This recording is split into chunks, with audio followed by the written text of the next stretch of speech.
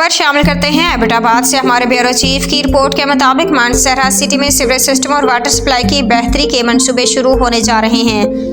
मानसहरा से मेंबर कौमी असम्बली सरदार मोहम्मद यूसुफ ने कहा है कि मानसहरा सिटी में सीवरेज सिस्टम और वाटर सप्लाई के मंसूबे जो कि घटाई में पड़े हुए थे, उन पर जल्द काम शुरू होगा। उन्होंने बताया कि पब्लिक हेल्थ की 294 स्कीमें अपनी मुद्दत मुकम्मल कर चुकी हैं और उनकी बेहतरी के लिए हुकूमत जल्द इक़दाम करेगी। सरदार यूसुफ ने कहा कि मानसहरा में कब्रिस्तान की सूरत हाल पर भी तवज्जो दी जा रही है और जल्द ही इस पर भी काम शुरू होगा। उन्होंने मजीद कहा कि मुस्लिम लीग की हुकूमत अब मुश्किलात से निकल रही है और हमारा फोकस अवाम की फलाह बहबूद पर है।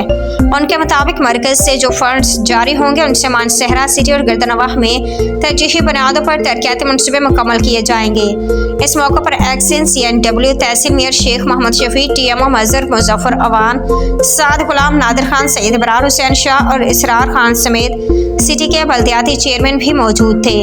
इस मुलाकात में मानसहरा सिटी के मसाइल पर तफसील से बातचीत की गई और आइंदा इक़दामात पर गौर किया गया। सरदार मोहम्मद यूसुफ का कहना था कि मानसहरा की तरक्की के लिए हुकूमत तमाम ज़रूरी इक़दामात करेगी और आवाम को सहूलत फराहम करने के लिए भरपूर कोशिश की जाएगी।